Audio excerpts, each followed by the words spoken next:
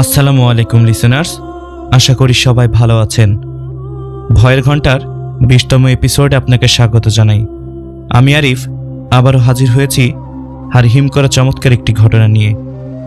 ঘটনাটি পাঠিয়েছে আমাদের একজন লিসেনার্স চট্টগ্রাম থেকে পাঠালেও মূলত ঘটনা ঘটেছিল ইন্ডিয়াতে। চলুন আর কথা না বাড়িয়ে সরাসরি চলে যাই ঘটনায়। তবে ঘটনাতে যাওয়ার আগে একবার মনে করিয়ে দিই, আপনি যদি আমার চ্যানেলে নতুন হয়ে থাকেন তাহলে অবশ্যই চ্যানেলটি সাবস্ক্রাইব করে পাশে থাকা বেল আইকনটি অল করে দিবেন, যাতে করে নতুন সব ঘটনা সবার আগে আপনার কাছে পৌঁছে যায়। চলে যাচ্ছি ঘটনায়। যেভাবে লেখা আছে আমি সেভাবেই পড়ছি। শুরুতে আমার সালাম নিবেন। আমি মোহাম্মদ সাদিকুর রহমান দীপু। বর্তমানে বাংলাদেশের এক স্বনামধন্য কোম্পানিতে চাকরিরত আছি। আজ যে ঘটনাটি পাঠিয়েছি তা মূলত আমার মেজো মামার সাথে ঘটে গিয়েছিল কোনো এক সময়। ঘটনাটি ভারতবর্ষের পশ্চিমবঙ্গের মুর্শিদাবাদ জেলার এক পুরনো সরকারি হসপিটালের।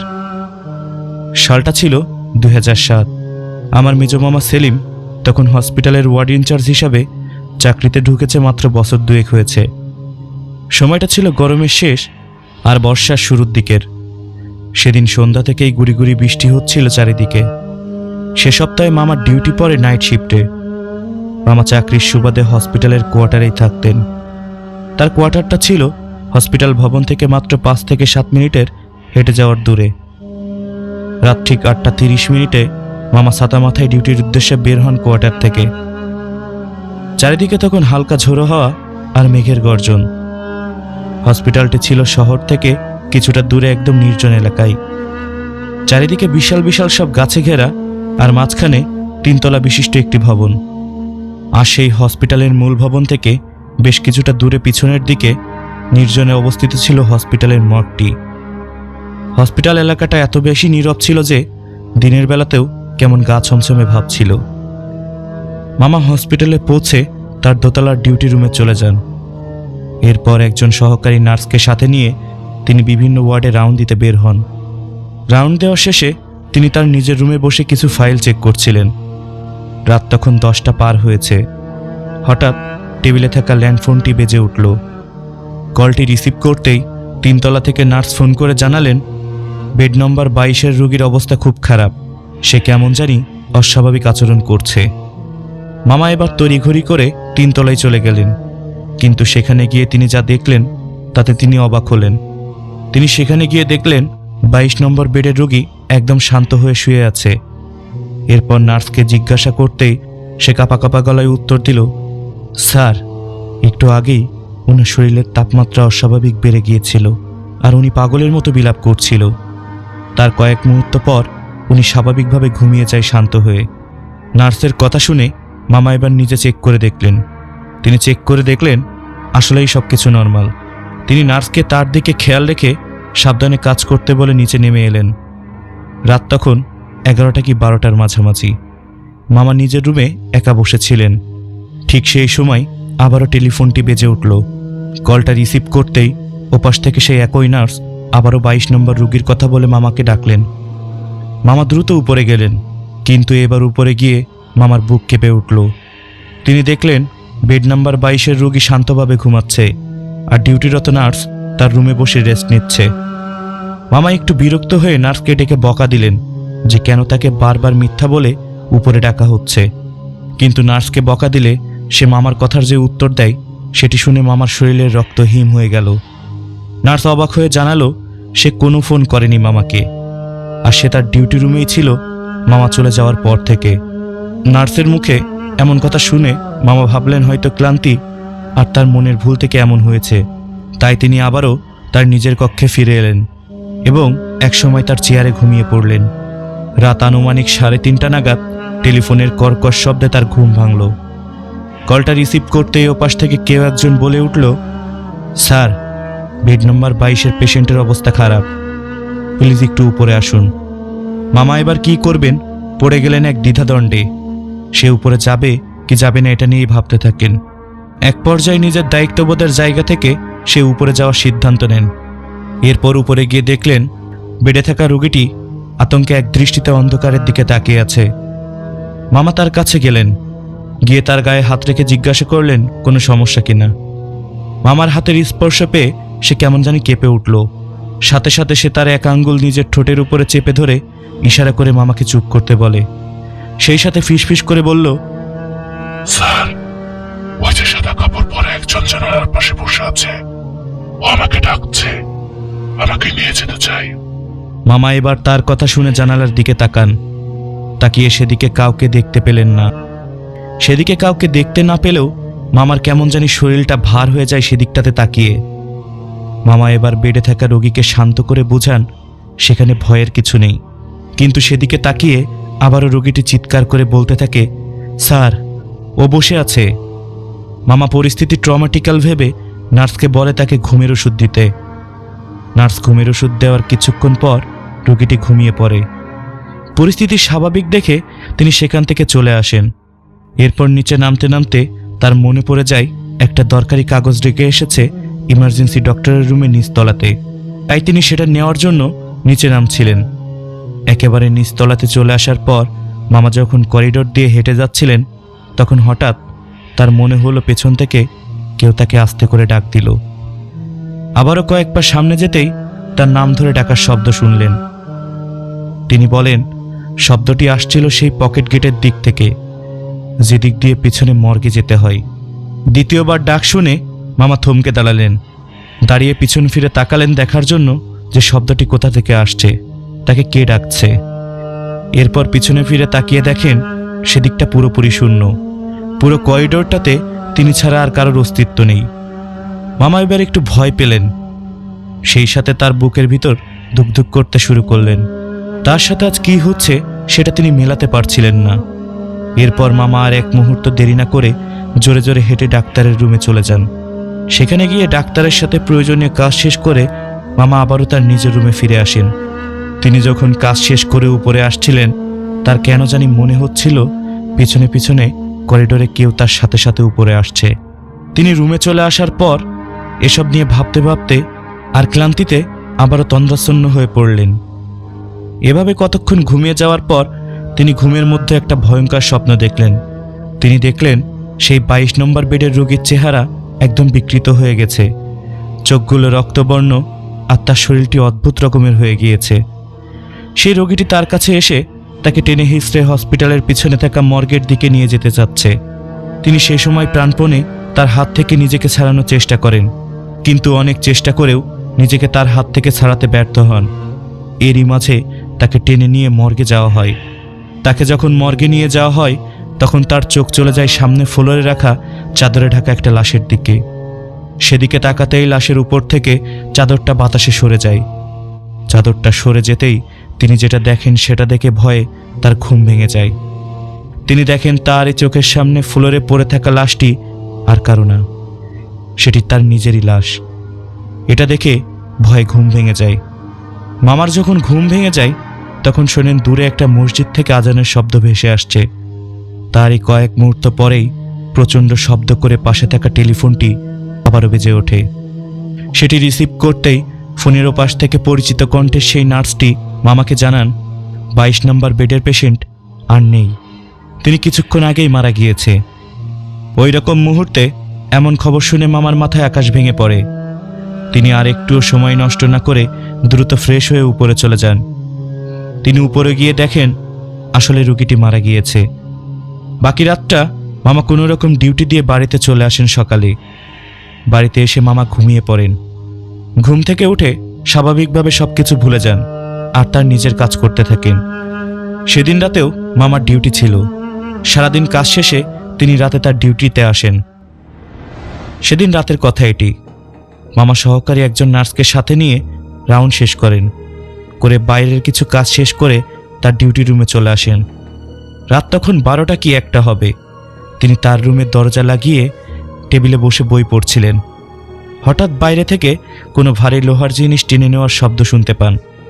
তার মনে হলো কেউ একজন স্ট্রেচার টেনে সিঁড়ি দিয়ে উপরে উঠে গেলে যেমন শব্দ হয় ঠিক তেমন শব্দ হচ্ছে। তিনি ব্যাপারটা সম্পূর্ণ স্বাভাবিকভাবে নিলেন। ভাবলেন হয়তো কোনো রোগী এসেছে ওয়ার্ডে, তাই স্ট্রেচারের শব্দ হচ্ছে। তিনি সব বাদ দিয়ে আবারও তার পড়ার কাজে মন দিলেন। এরই মিনিট 10 পর মামা আবারও শুনলেন করিডোরে কেউ একজন করুণ সুরে কাঁদছে এবং সেই কান্নার সাথে সাথে স্ট্রেচার টেনে নেওয়ার শব্দ হচ্ছে। আবারও একই শব্দ শুনে কৌতূহলবশত তিনি দেখার জন্য তার রুমের জানালা দিয়ে উকি দিলেন বাইরে। জানালা দিয়ে বাইরে উকি দিয়ে দেখেন আবছা আলোতে কেউ একজন স্ট্রেচার ঠেলে সিঁড়ি দিয়ে উপরে উঠে গেল 3 তলার দিকে। সেদিকে স্ট্রেচার নিয়ে যেতে দেখে মামা তার দায়িত্বের জায়গা থেকে নার্স স্টেশনে ফোন দেন জানার জন্য যে এত রাতে কোন পেশেন্ট পাঠানো হয়েছে ওয়ার্ডে। সেখানে ফোন দিতেই নার্স মামার কথা শুনে অবাক হয়ে উত্তর দিল ওয়ার্ডে কোনো রুগী আসেনি, এমনকি স্ট্রেচারও কেউ ব্যবহার করেনি। নার্সের কথা শুনে মামা হতভম্ব হয়ে যান, কারণ একটু আগেই তিনি নিজের চোখে দেখলেন কাউকে রোগী নিয়ে উপরে যেতে। কিন্তু নার্স, যাই হোক, মামা এবার কোনো কিছুতে ভরসা না করে নিজে সিদ্ধান্ত নেন তিনি নিজে উপরে গিয়ে দেখবেন আদৌ কেউ উপরে গিয়েছে কিনা। যেই ভাবা সেই কাজ, মামা তার রুমের দরজা লাগিয়ে উপরে চলে যায় দেখার জন্য। 3 তলায় গিয়ে রেজিস্টার খাতাসহ এদিক সেদিক খুঁজলেন, কিন্তু কোথাও কারোর ভর্তি হওয়া বা কারোর আসার অস্তিত্ব খুঁজে পেলেন না। এটা দেখে মামার বুকের ভিতরে আবারও ভয় কেঁপে ওঠে, আর সেই সাথে তার মনে পড়ে যায় গতকাল রাতের সব ঘটনার কথা। তিনি আর কাউকে কোনো কিছু না বলে ওয়ার্ড থেকে তার রুমের দিকে চলে আসেন। রুমে এসে প্রচণ্ড ভয় আর দুশ্চিন্তা নিয়ে দরজা লক করে চেয়ারে বসে এসব নিয়ে ভাবতে থাকেন। ওয়ার্ড থেকে রুমে ফেরার কিছুক্ষণ পর হঠাৎ করে কেউ একজন তার রুমের দরজাতে নক করতে থাকে। সেই সাথে সে শুনতে পায় তার নাম ধরে আস্তে আস্তে দরজার ওপাশ থেকে কে জানি ডাকছে। এটা শুনে একদিকে ভয় আর অন্যদিকে কে ডাকছে সেটা নিশ্চিত হওয়ার জন্য সে আস্তে আস্তে হেঁটে দরজার সামনে গিয়ে কান পাতেন। এবার দরজার ওপাশের কণ্ঠ শুনে ভয়ে তার গলা বুক শুকিয়ে যায়। তিনি শোনেন এটা আর কারো কণ্ঠ না, এটা গতকালের বেড নাম্বার 22-এর মারা যাওয়া সেই রোগীর কণ্ঠ। সে মামার নাম ধরে ডাকছে আর তাকে বাইরে যেতে বলছে। এই রকম এক মুহূর্তে মামা কি করবেন বুঝতে পারছিলেন না। ভয়ে তার মাথা কাজ করা বন্ধ করে দেয়। এক পর্যায়ে নিজের মনে সাহস সঞ্চয় করে চিৎকার করে জিজ্ঞাসা করে, কে ওখানে, আর কি চাই? বেশ কিছুক্ষণ চারিদিকে স্তব্ধ থাকার পর ওপাশ থেকে অনেকটা ফিসফিস করে কেউ একজন উত্তর দেয়, সেলিম, তোর জীবন চাই, দিবি আমায়? এটা শুনে মামা প্রচণ্ড ভয়ে একটা চিৎকার দেন। চিৎকার দিয়ে দৌড়ে টেলিফোনের কাছে এসে নিচে ফোন দিয়ে গার্ডকে এবং উপরে নার্সদেরকে ডাকেন। সবাই রুমের সামনে আসার পর মামা ভয়ে কাঁপতে কাঁপতে দরজা খুলে দেয়। সবাই ভিতরে আসার পর মামার এই অবস্থা দেখে সবাই যখন তাকে জিজ্ঞাসা করে কি হয়েছে, তখন মামা তার সাথে ঘটে যাওয়া সব ঘটনার কথা একে একে সবাইকে জানান। মামার মুখে এসব কথা শুনে একজন গার্ডকে বাকি রাতটা মামার সাথে থাকার জন্য রেখে দিয়ে বাকিরা সবাই তাদের কাজে চলে যায়। এদিকে রাত শেষের দিকে মামার শরীর খারাপ হতে শুরু করে অস্বাভাবিকভাবে। শরীরে কাঁপুনি, সেই সাথে জ্বর চলে আসে। তিনি সে রাতটা কোনো মতে ডিউটিটি শেষ করে কোয়ার্টারে চলে আসেন সকালে। বাড়িতে আসার পর তিনি আরও অসুস্থ হয়ে পড়লেন। তার অসুস্থতার সাথে সাথে তিনি প্রতিদিন রাতে ঘুমের মাঝে ওই একই স্বপ্ন দেখতে থাকেন। তিনি স্বপ্ন দেখেন বেড নাম্বার 22-এর রোগী তাকে টেনে নিয়ে মর্গে যাচ্ছে। মামার অবস্থা ক্রমশ খারাপ হতে থাকে। তাকে ডাক্তার দেখানো হলেও তার শরীরের কোনো উন্নতি হচ্ছিল না। এক পর্যায়ে মামার বাড়ির লোক সিদ্ধান্ত নিয়ে একজন হুজুরকে বাসায় আনলেন। হুজুরকে বাসায় আনার পর তিনি মামাকে অনেকক্ষণ সময় ধরে ঝাড়ফুঁক করান। হুজুর এসে ঝাড়ফুঁক করানোর পর তিনি অনেকটা সুস্থ বোধ করেন। তিনি একটু সুস্থ হওয়াতে প্রায় 7 দিন পর আবারও তার ডিউটিতে জয়েন করেন। তার ডিউটিতে জয়েন করার প্রায় 15 দিন পর আবার নাইট শিফটে ডিউটি পড়ে 7 দিনের জন্য। প্রথম 3 দিন ভালোভাবে কোনো সমস্যা ছাড়াই মামা নাইটে ডিউটি করেন, যার কারণে তার কাছে সবকিছু স্বাভাবিক লাগতে শুরু করে। কিন্তু এই স্বাভাবিক লাগাটা খুব বেশি সময় থাকেনি। 4র্থতম দিনের মাথায় মামা যখন ডিউটির উদ্দেশ্যে বাড়ি থেকে বের হবেন, ঠিক ওই সময় তার শরীরটি অস্বাভাবিক লাগতে শুরু করে। তার শরীরের ভিতরে কেমন এক জ্বালা পোড়া অনুভব করে। কিন্তু সব কিছু উপেক্ষা করে মামা সে রাতে ডিউটিতে যায়। মামা সব কাজ শেষ করে তার রুমের দরজা লাগিয়ে ঘুমাচ্ছিলেন। রাত আনুমানিক 3টা হবে। হঠাৎ মামার ঘুম ভেঙে যায় তার দরজাতে কারোর ডাকাডাকির শব্দে। মামার ঘুম ভাঙলে তিনি শুনতে পান তার দরজায় ডিউটিরত নার্সের একজন তাকে ডাকছে নিচে ইমার্জেন্সিতে যাওয়ার জন্য। নার্স বলে নিচে একটা রোগীকে নিয়ে কি যেন একটা ঝামেলা হয়েছে, তাই সেটা তাকে দেখতে হবে এখনই।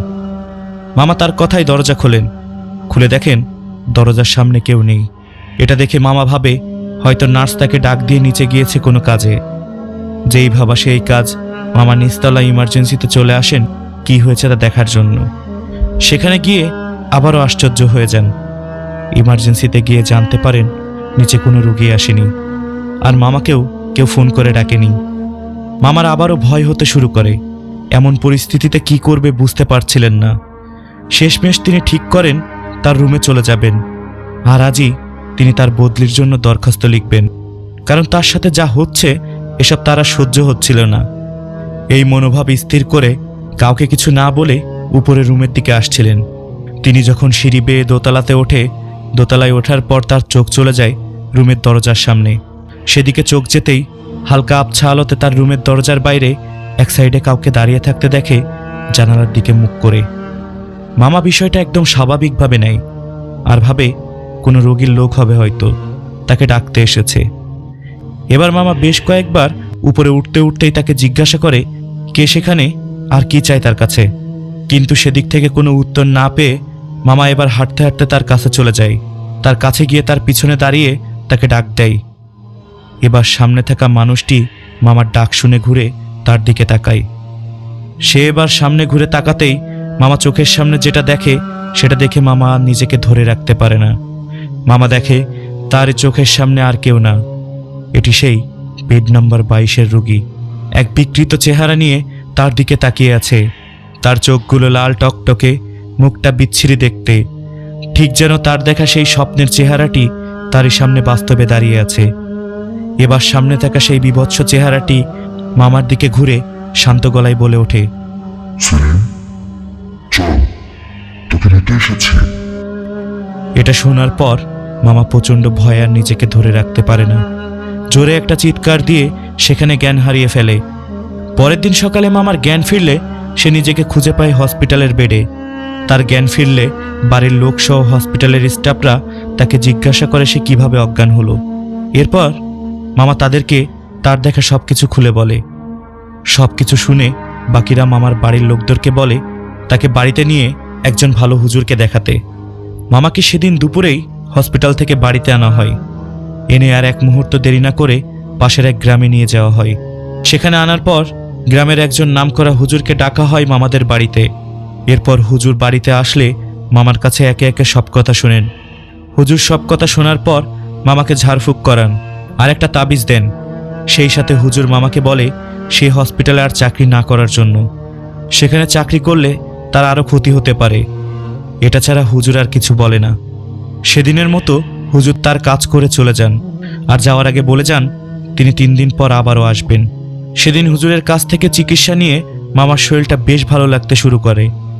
আস্তে আস্তে অনেকটা স্বাভাবিক হয়ে যায়। এরই 3 দিন পর হুজুর আবারও আসেন।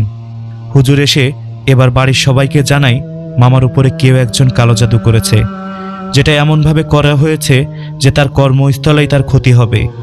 এটা বলে হুজুর আরও কিছু জিনিস মামাকে ব্যবহার করতে দেন। এরপর হুজুরের দেওয়া জিনিসগুলো ব্যবহার করতে করতে মামা এক পর্যায়ে সুস্থ হয়ে আবারও হসপিটালে ফেরেন। আর সেখানে ফিরে তিনি চাকরির বদলি করিয়ে চলে যান অন্য জায়গায়। এরপর আমার মামার সাথে আর খারাপ কিছু হয়নি। প্রিয় লিসেনার্স, এই ছিল সাদিকুর ভাইয়ের পাঠানো চমৎকার একটি ঘটনা। আশা করি ঘটনাটি আপনাদের হতাশ করেনি। ঘটনাটি আপনার কাছে কেমন লেগেছে তা কমেন্ট করে জানান।